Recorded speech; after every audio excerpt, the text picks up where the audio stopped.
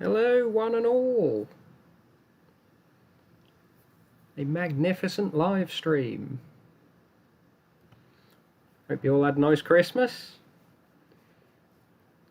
Or holiday if you don't celebrate Christmas. If you're not on holiday, then hard luck, I guess.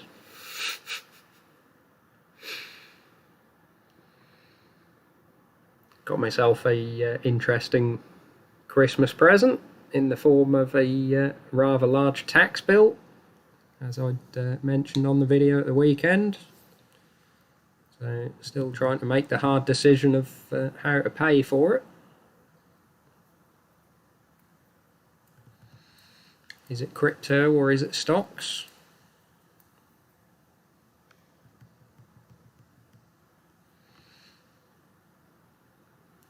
Say hello in the comments.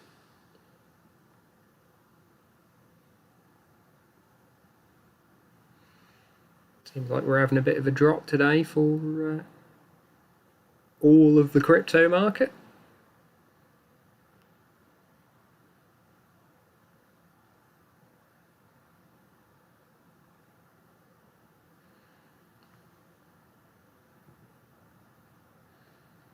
So down $4,000 on yesterday's high.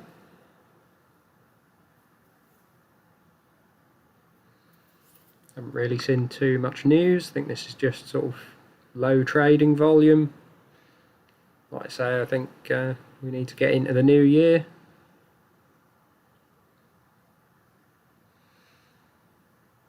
We'll see.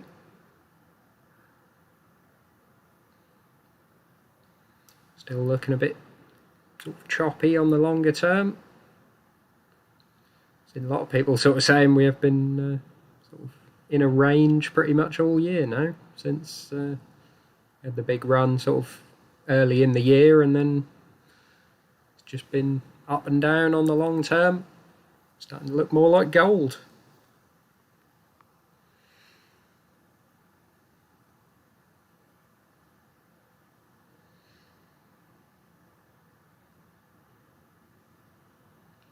Hello, Gregory. Yes, you can ask whatever you like there.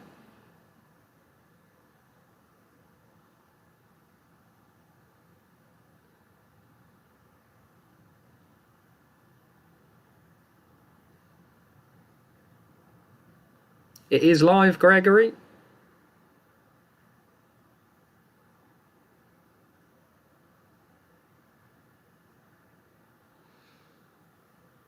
Reviewing my Argo blockchain as well. Doing a little better since the lows of sort of last week, which has helped the portfolio, but not a great deal. Got down to sort of mid-80s. It was still not really understanding sort of dilution and debt and that sort of thing is going to be good to be able to pay for the Texas facility. I think people just see it as getting diluted, they're losing a stake in the company, and that's it. They're not gaining anything for that dilution and debt.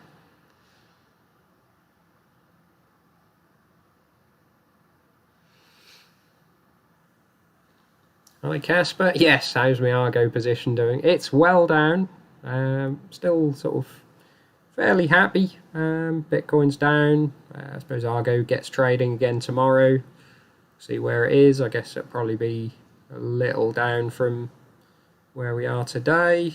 Sort of last trading day was Christmas Eve, and yeah, so Christmas Eve was 51.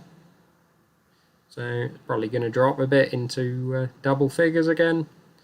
But yeah, I think with Texas sort of hopefully coming along in within 6 months, I expect there's going to be a little bit more dilution or debt to pay for it. Whether they would sell some of the Bitcoin, I don't know. I would expect probably more debt. I'd think it sounds better than dilution. I would prefer don't know what I would prefer really. I would prefer possibly even selling a little bit of Bitcoin over those two. But yeah, if they have to dilute, 20% say, and then the hash rate is sort of going from 1.6 exahash to 3.7, I think they've said. You're getting over a doubling in hash rate for the market cap. So unless people are sort of paying today's price for the post-Texas hash rate, which seems a little bit crazy, that sort of puts it in like tobacco stock price to earnings ratios, then yeah, I don't think people are really pricing it in. I think they're looking at today's price based on today's hash rate and then saying, well, I don't want to be diluted. So yeah, fairly happy with Argo. Hold it 6 months and see where we are post-Texas, really.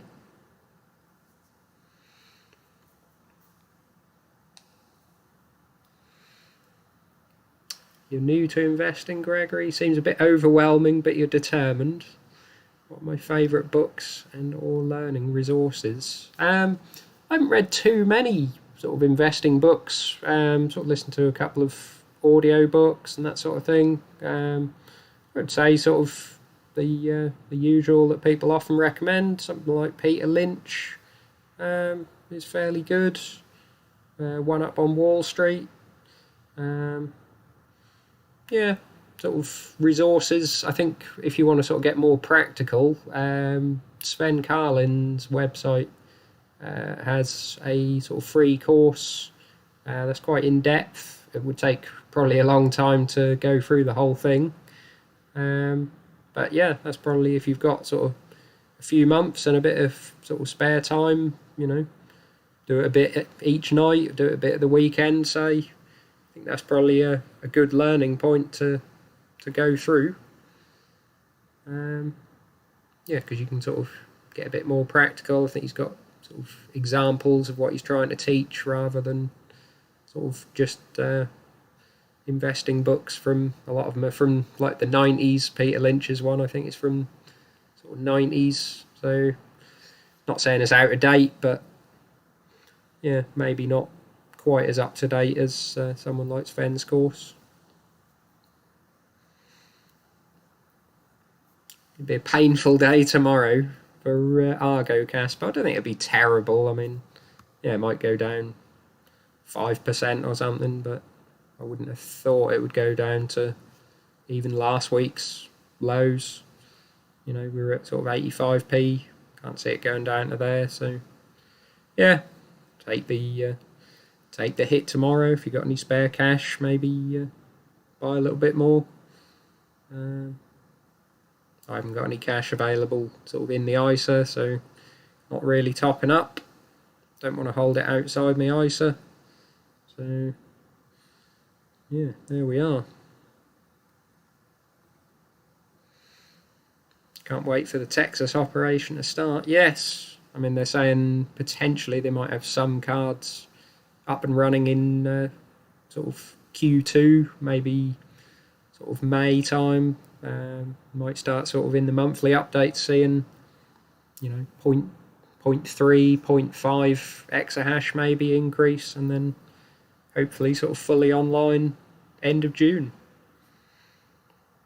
Which would be good. Gregory, what's your opinion on Bofa? It's not one I've heard of. Is it a stock? Is it something else?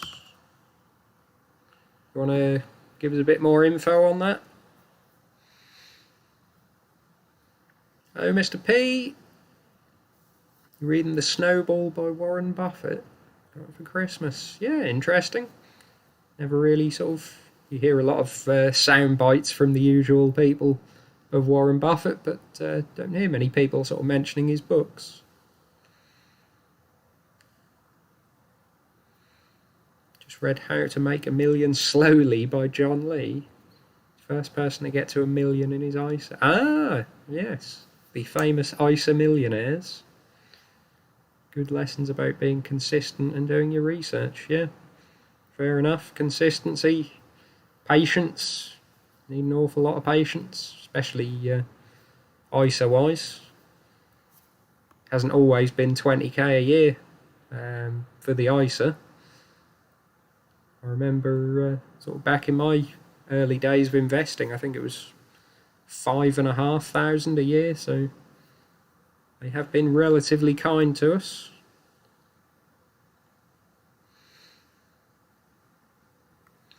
Yeah, still wondering what to sell for the old tax bill. I'll be honest, it's 15,000 quid, so next month some stuff has to get sold. I sort of mentioned in my stock video, considering if I don't sell Bitcoin for it, which I would really rather not, selling some of the ETFs. I think the Japan, the US small cap value, and the Europe mid cap would be sort of a long way there. Can't see them going particularly mental in the next sort of few months.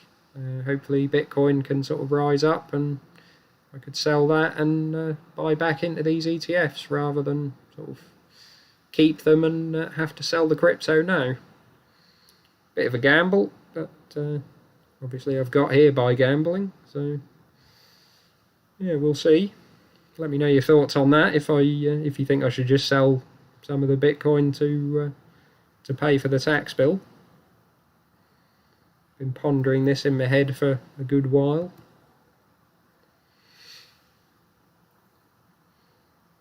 Compounding investor. How do you decide what relative proportion to be in regarding crypto or stocks? What do you feel more comfortable at? 50-50? Well, yeah. I think sort of crypto being much more than 60%. I mean, it is generally when it's rising, it's getting towards 60%. And I don't really think of it in terms of sort of 60-40 crypto and stocks. It just, I think, comes naturally, really, when I've sort of been getting to my limits. At sort of sold some at, $40,000 Bitcoin and $50,000-$60,000, and it sort of kept putting me back down to about 60% crypto overall. Maybe a bit 65, as it's getting up sort of higher and higher, and then I would sell a bit and come back down to about 60. But yeah, long term, I don't want to be sort of anywhere near 60. Once I sort of get to hopefully the longer term retirement portfolio, I would sort of sell out and maybe have, 10% in crypto, or 10% in sort of active crypto, and then some in stablecoin, using the sort of staking services. So the capital wouldn't go up at all. That'd just be in dollars. And I'd be earning 10% hopefully on that. And just as a bit of diversification. There's still risk there, obviously, as I sort of mentioned. Not a lot of people do mention. They just say stick it in there and earn 10%. There's certainly risk to it.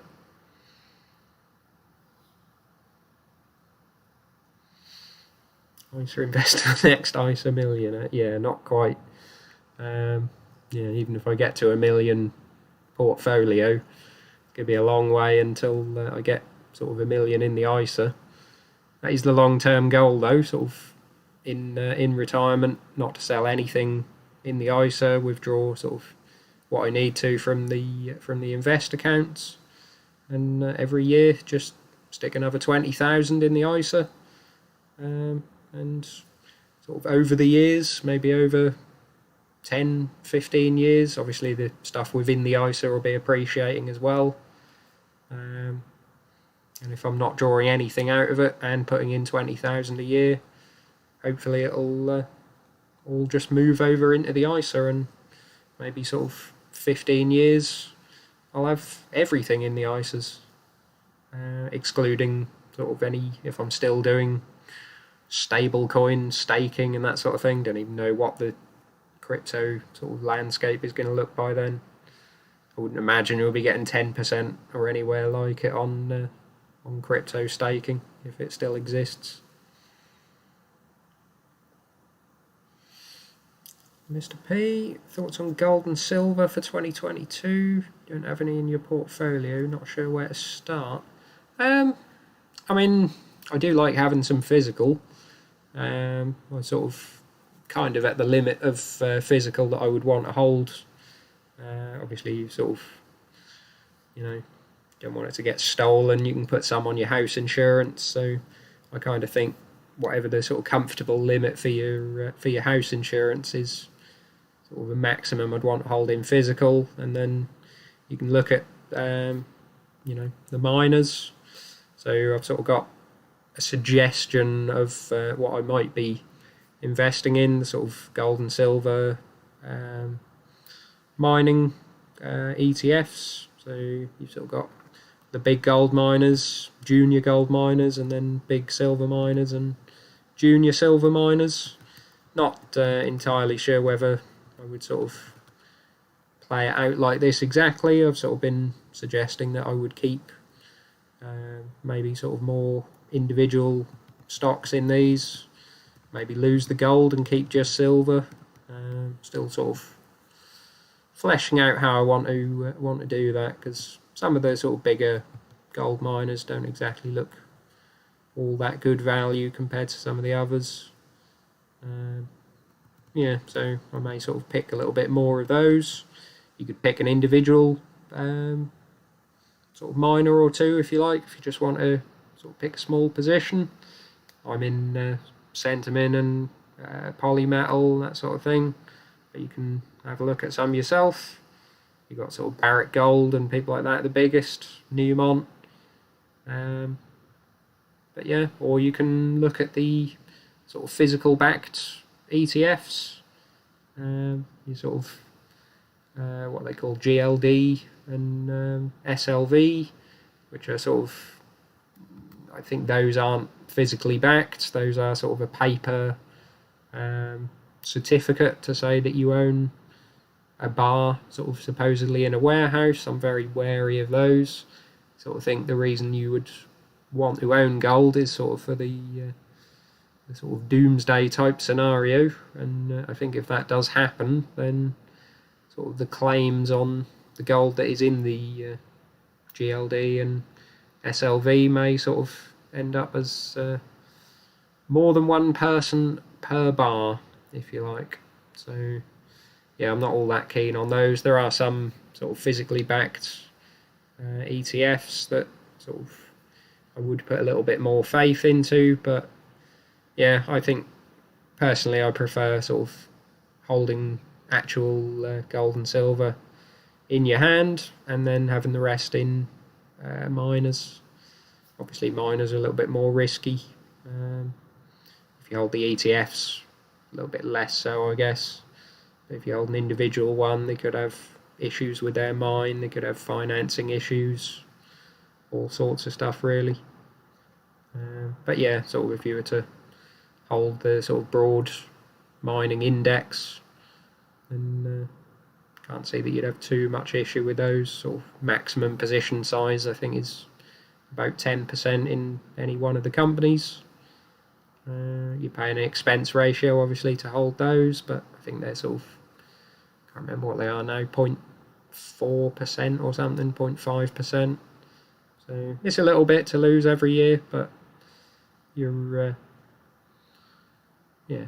getting that diversification, not having to sort of worry about, as I say, individual, stock risk, mine risk, sort of regional issues. Sort of Chile, I think, have had an election and are getting very sort of unhappy with mining. So, companies that have got a big mine in Chile could sort of suddenly run into issues. So yeah, if you've got the ETF, you might only have 5% allocated to those sort of companies. So yeah, maybe for a beginner, sort of something like these might be the way to go. Obviously do your own research. So is anything up today, or is it all just having a little red day? pretty much top 20. Just a few small coins and then stable coins, yeah. So it's a red day. Anything doing particularly bad? Crypto.com 10%. Basic attention token 13. Ooh, internet computer $25. That's not done too well. That's below where I made my purchase recently.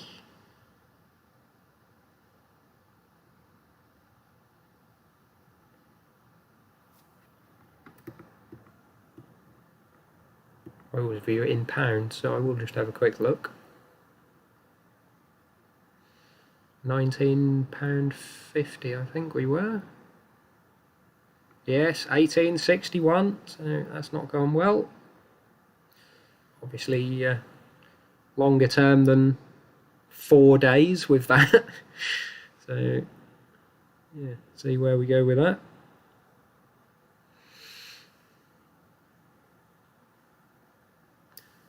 Yeah, it would be would feel rather harsh to be selling Bitcoin if we stay here for for January. There's nothing to say. I keep saying New Year for a hopeful run up, but there's nothing to say it happens in January. So selling 15,000 in Bitcoin. Probably would be Bitcoin. I wouldn't sell any of the altcoins at these prices, I don't think. 15,000 in Bitcoin would be a bit of a hit, rather than I suppose if it was $20,000 higher, then yeah, it's not a huge difference. I need to have a good think about it. I would rather not sell all those ETFs in the Trading 212 account.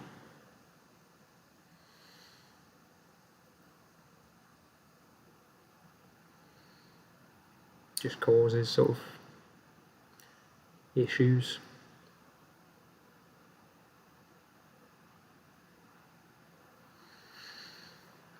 I'm a long way away from this portfolio as well.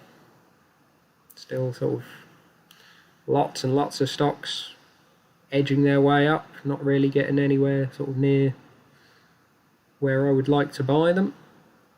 Louis Vuitton people, a couple of people have mentioned Louis Vuitton to me in the last couple of months. Still far beyond what I would want to pay for them ideally. Looking at them in the €500 range. I know 730 I think today. Should have bought, but you never do. That's the way it goes. Disney and Hasbro as well. Disney's come down a little bit, unsurprising. People finally realising it's not just Disney Plus. They have physical stuff that isn't doing so well.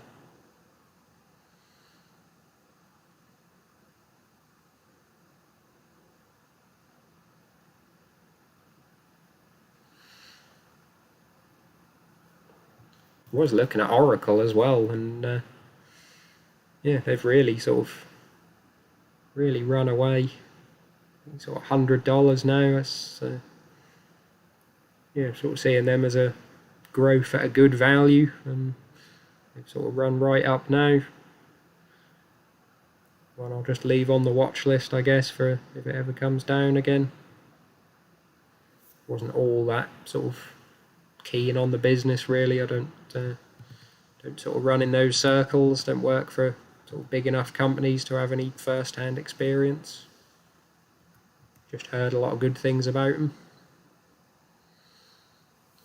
I think the car makers are still looking good around here. Reading the EV sales reports every month, and Stellantis and VW not doing too bad. I know Stellantis having the chief exec having a moan, saying they're being pressured into changing to EVs too fast. I think that's partly posturing, maybe trying to get a bit more investment from the EU and sort of countries' governments. Not sure how much he really believes that. Maybe it's true, but yeah, didn't really seem all that genuine. They're sort of making their moves. Not as quickly as I would hope. Not as quickly as Volkswagen, certainly. Do prefer Volkswagen at the moment. Still not sure what's going to happen with this with the CEO, Dees. But that's why it's cheap.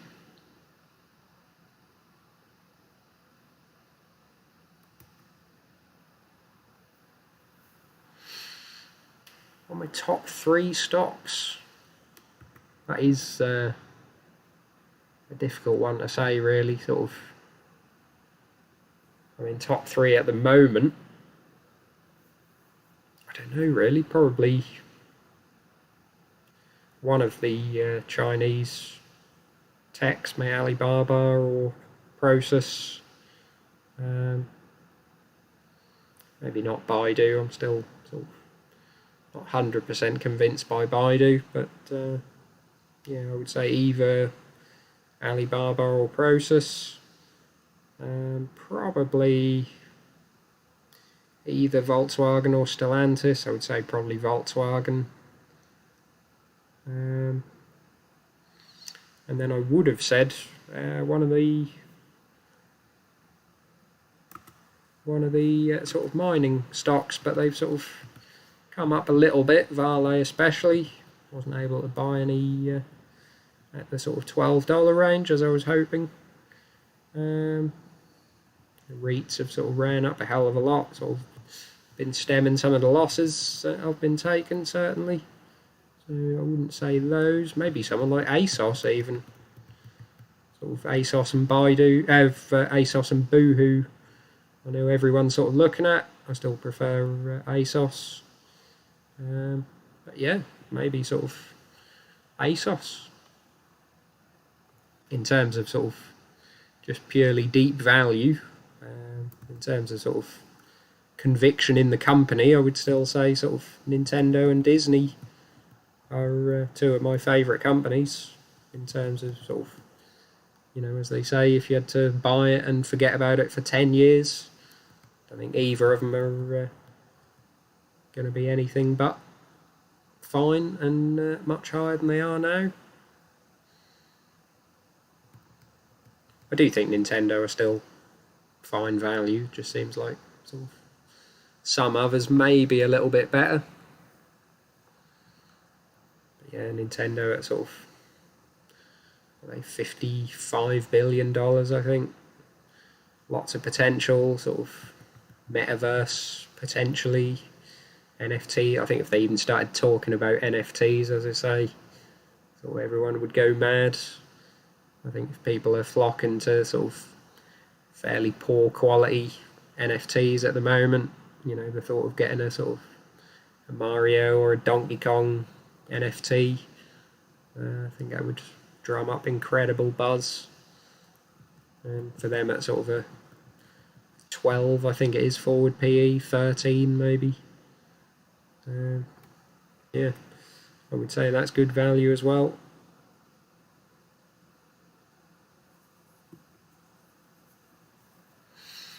Do I reinvest all my dividends, or do I take some out to pay for bills? I generally have been reinvesting them. The last month, I have been withdrawing pretty much everything. I've had the accountant's tax bill to sort of accountant's bill for the tax to pay. So that was £180, including VAT, which I thought was quite good value, really. And then sort of the tax bill coming next month, I wanted to sort of have some money available to make the purchases, the crypto purchases earlier in the week into Audius and Internet Computer. So I kind of needed a little bit of money. So I've just been sort of with the dividends that are coming this month, I've withdrawn them and sort of reinvested into crypto.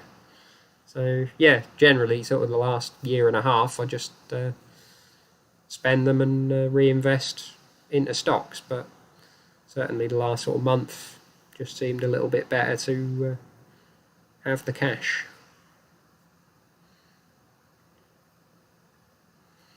Do I hold ETFs, compounding investor? Yes, sort of. Yeah, so the long-term goal, once I'm sort of down to 10% crypto, say, the stock portfolio would be the vast majority of the portfolio.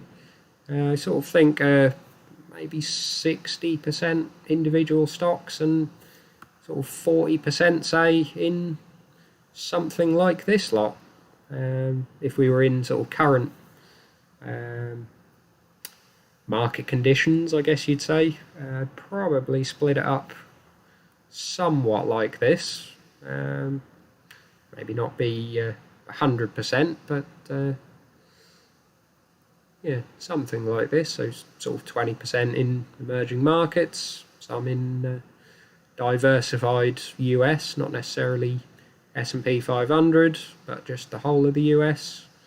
So in world small cap, gold and silver, I sort of mentioned. Not sure how I would allocate that, but some in gold and silver. Fair amount in Europe, I think, sort of seems reasonably undervalued. And then some sort of thematic stuff, which I do own all three of these already, and I would sort of increase them probably to 5% of the overall portfolio. I sort of made a video before, if we were to sort of have a reasonable crash, I would probably switch to something a little bit more like this. So sort of keep to the 20% emerging markets, kind of happy with that. Stick with 2 of the thematic ETFs. I'll probably lose the water ETF and sort of reinvest that into Scottish Mortgage, quite like them, and a robotics ETF. I think they're a bit pricey at the moment, but yeah, if everything was come down, then I expect they would get hit hard. I would probably buy into one of those. Stick with the 10% world small cap, I expect. Go a bit heavier into US, assuming that sort of comes down a fair bit. And yeah, I'd probably lose, assuming gold had gone up, I'd probably switch the gold into silver and just have silver miners. And then probably have a little dabble in the leverage ETFs. So sort of maybe on the rundown, if I sort of think we're maybe halfway down, 3/4 of the way down, maybe sort of 40 or 50% drop in S&P 500. I'd probably stick a little bit in the leverage ETFs. If they drop a bit further, maybe stick a little bit more in. And not sure whether I'd go 2 or 3x. I just putting these here as a placeholder, really. But yeah, I think for 5%, say, of the portfolio, might be worth a little dabble. Yeah, as long as things stay as they are at the moment, it'd be more like this. So sort of diversified, fairly globally, not market cap weighted. Obviously, it's quite underweight. Underweight US, and there's no Asia Pacific here, so there's no Australia. There is South Korea because they're in the iShares ETF. So yeah, the Asia Pacific, you're only really missing, I think, Singapore, Australia and Hong Kong. Other than that, sort of essentially got the whole world here.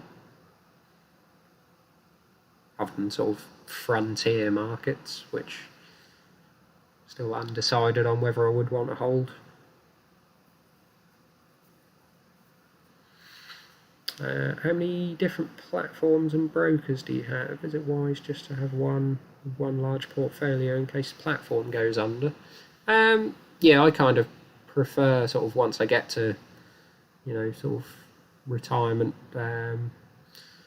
total, I think sort of minimum of 2 really. Yeah, I think I've sort of got trading 2-on-2 at the moment as sort of main ISA and invest account. I've got an IG ISA, which I sort of have the gold and silver and some Argo blockchain in, and I've just started interactive brokers, which I put the Alibaba and Baidu positions into. Not 100% sure sort of how far I would go with interactive brokers. The fees actually seem a little bit cheaper than IG, so obviously can't. It's whether I set up a general investment account with IG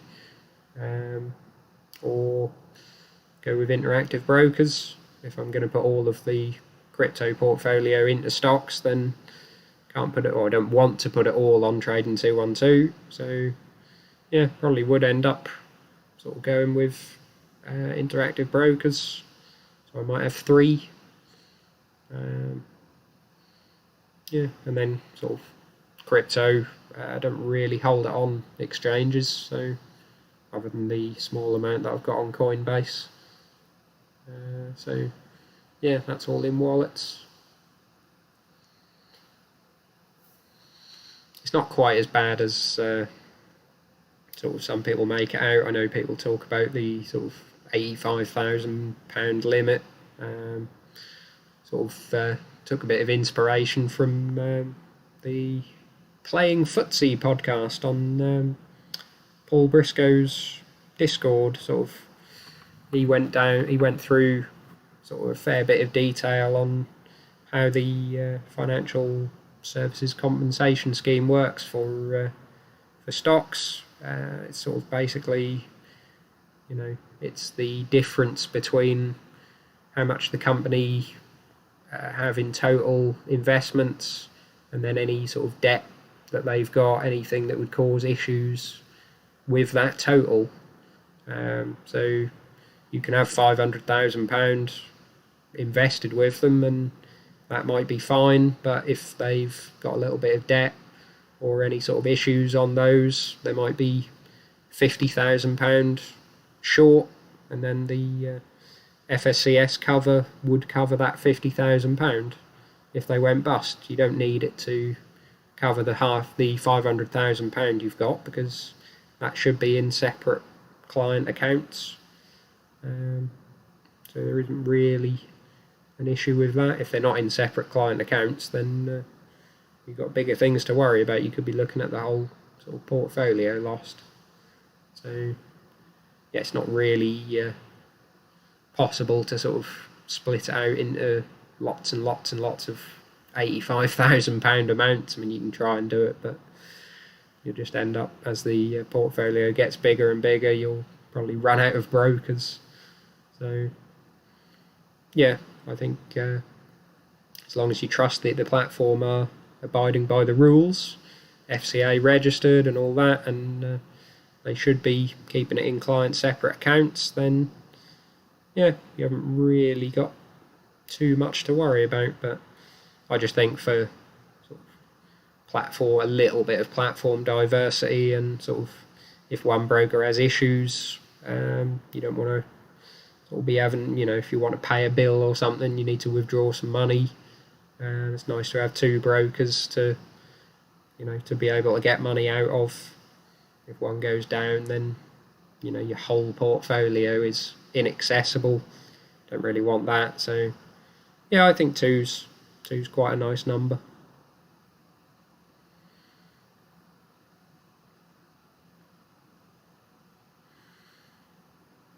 Bit of a quiet night tonight. Christmas time, everyone's on holiday. Let me know if you all had a nice Christmas. Being in the building industry, we shut for a fortnight, so I'm not back until, I've been off sort of for the last week, and yeah, off until next Tuesday, so it's quite nice.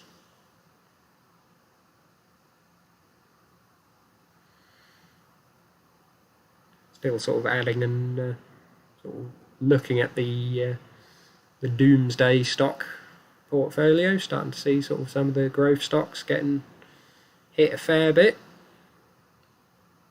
Not the big tech. The FANGs still seem to be holding up pretty well, but the Fed tapering is coming. They're going to be basically not printing anything by sort of March, April time. So it'll be interesting to see sort of where stocks go after that. Interest rates coming, sort of hikes coming next year as well. I don't think 0.25% increases is really enough or sort of anything to write home about, but it is something at least. I think the tapering of the money printing would probably have a fair impact. So they're printing $120 billion a month at the moment. They're going to reduce that $30 billion a month. So as I say, sort of March, April time, they should be completely done.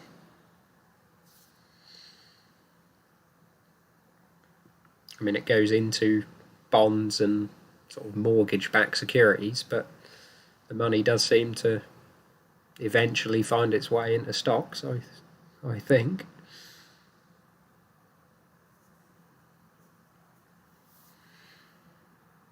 So early. 212 haven't filed their company return still. Yeah, that is a bit unusual. Not sure why they've not. I assumed they had a COVID extension. But yeah, I thought they would have been in by now.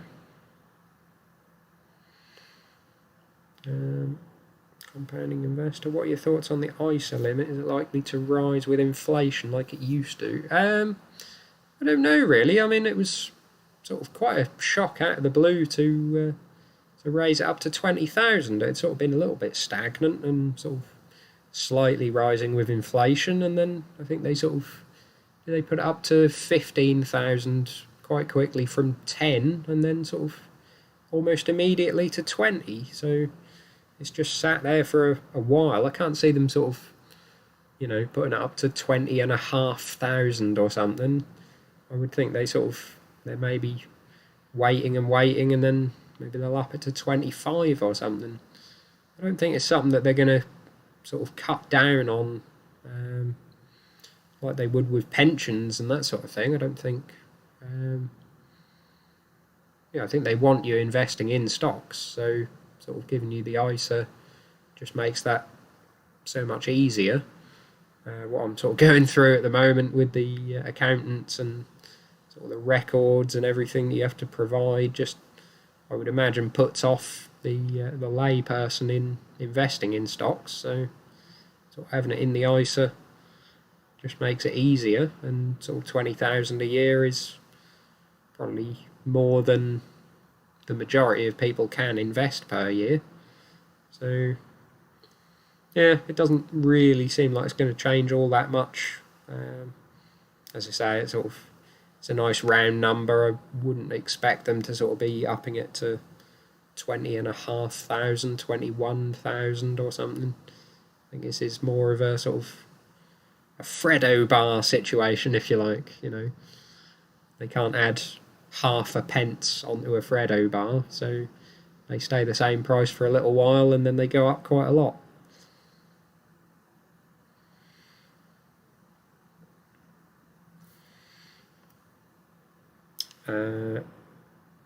Not sure what that is. Is this a spammer potentially?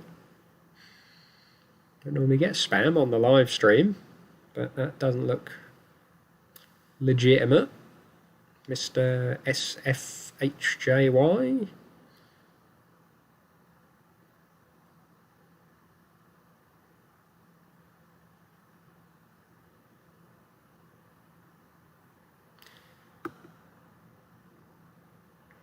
I'm going to remove that just in case that is a bit dodgy. If you want to clarify if you are a real person,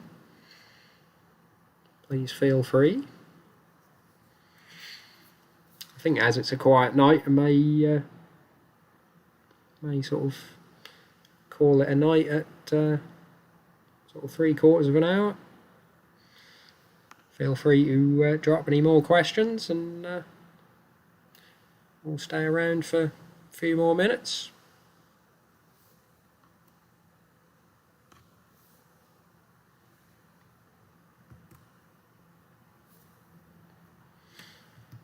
Yeah, seeing some fair drops in sort of some of the slightly smaller growth stocks. Sort of Nvidia sort of has been a bit up and down. I think they're sort of have come back up a little bit, but certainly the sort of unprofitable tech stocks have largely come down.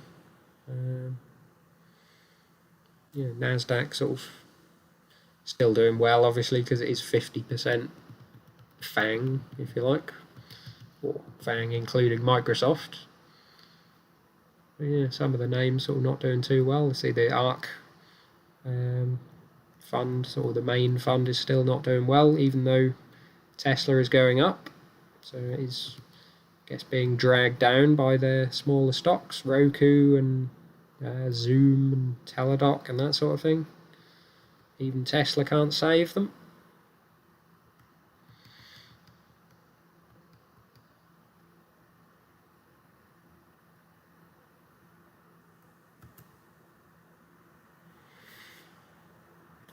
All right, guys. Well, I guess we'll end it there.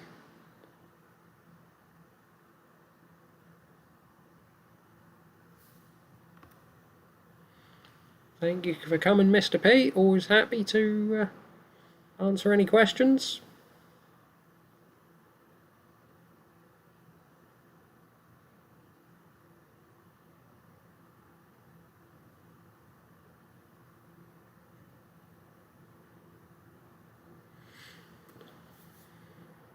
Yeah, we'll see you guys soon.